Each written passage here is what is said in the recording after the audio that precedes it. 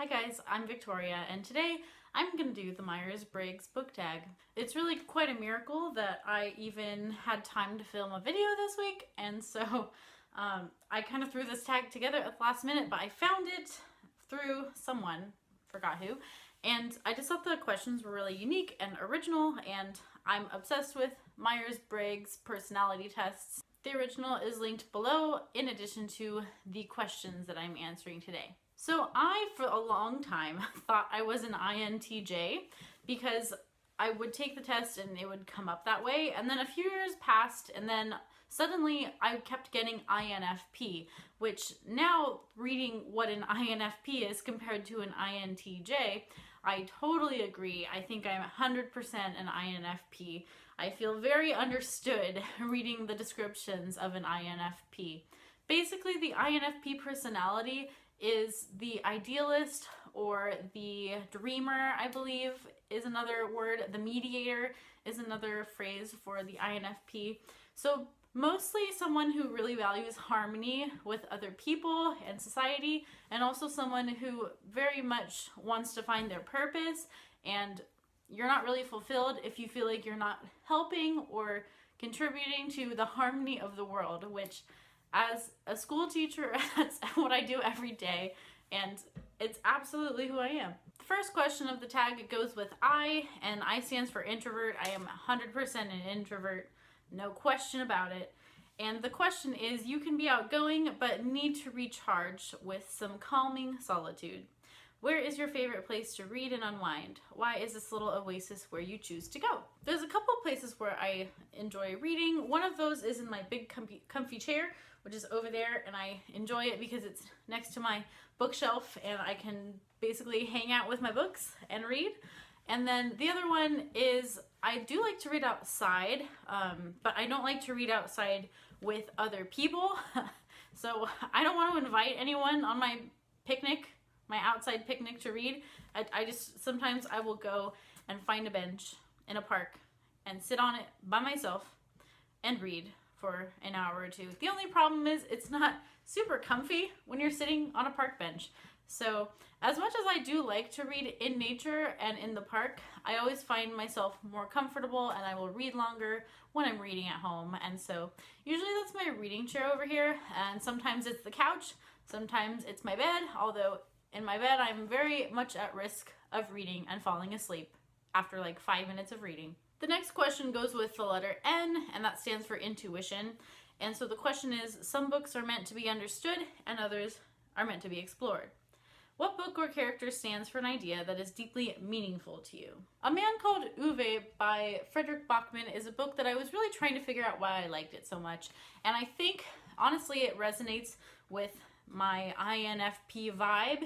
And really the moral of this story is to reach out to your neighbors, to not judge those who may seem rough on the surface, and to basically love the people around you because you never know what someone is going through. As an idealist, that is the world that I would like to live in. That is what I value in human interactions, and just valuing everyone and what they bring to the table. And so I feel like this is very representative of both my personality type and is a good answer to this question. The next question stands for letter F, and that goes with the feeler or the feeling, and someone who feels more than they think. And the question is, not everything needs to be realistic, but where is, oh wait, let me try that again. Not everything needs to be realistic. Where is the fun in a world without limits? Which fantasy world do you find so atmospheric you slip inside and never want to leave? Or put simply, a book with good vibes. For that, I'm gonna go with my go-to series that I love falling into, and it is honestly like home to me, and that is The Chronicles of Narnia by C.S. Lewis. And if you've been following my channel, you know I am rereading these this year. I'm trying to read one every month, and so I've read The Magician's Nephew in January. This month I'm reading The Lion, the Witch, and the Wardrobe, and I'm just loving being back in this world. It's honestly so comforting, and it's very much like home, and I just don't want to be pulled out of it ever. I just want to read these all the time. The next question goes with the letter P, which stands for perceiving. And that question is, TBRs are fun to construct and meant to be destroyed. Do you stick to the list or mix it up every now and then? What's a book you've put down that you want to pick back up but just haven't been in the mood for? Since starting BookTube, I do make monthly TBRs, and I really enjoy doing that actually. I really like the structure of it, and I like having a plan. It gives me some goals because I can very easily kind of slide into a reading slump and watch TV instead of read. And so giving myself a list and goals of books to get through in a month has been really helpful for me. I have been really good about sticking to them. Maybe just like a few months out of this past year, I maybe dropped one or two of the books from the TBR, but I have been really following it. However, right now I'm even struggling through a book that I just don't feel like reading, but I've promised myself that I'm going to finish it this month, so I'm going to push through. I don't mind not enjoying it as long as I'm meeting my goal. To me, it's more important to meet my goal than being in that particular mood for the book. That being said, I do get in moods to read certain things, and I think I kind of try to reflect that in my TBR, but overall I'm good at pushing myself through a book even if I'm kind of in the mood to read something else. And part of what helps that, I think, is that I usually make my TBR pretty diverse, and so I have kind of a lot of different things to choose from. And often, like if I read a fantasy, I feel like going to something opposite. I don't want to continue reading a fantasy, or if I read a nonfiction, I want to then read a fantasy. That's just kind of how I function. This isn't a book that I DNF'd or anything, but to answer this last part of the question, almost dropped those books. The Hunger Games is a series that I've started quite a few times. I have finished the first one. For some reason, I just never felt super convicted to continue on with the series, even though I now own the whole series.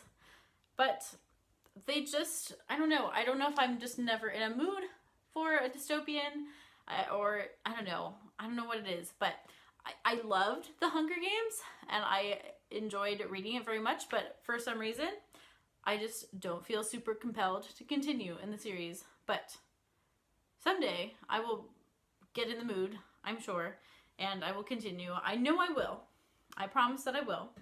But yeah, this is one of those weird series where I read the first book, I liked it, just never felt like continuing, so we will though. I know everyone's going to comment that I need to, but yes, it will happen. And the fifth and final question of the tag goes with your personality type, and the one for INFP is, even when conflict runs high, you can be the advocate for either side. What is a book that was not well received, but you were able to find its good qualities? Now, this will be interesting because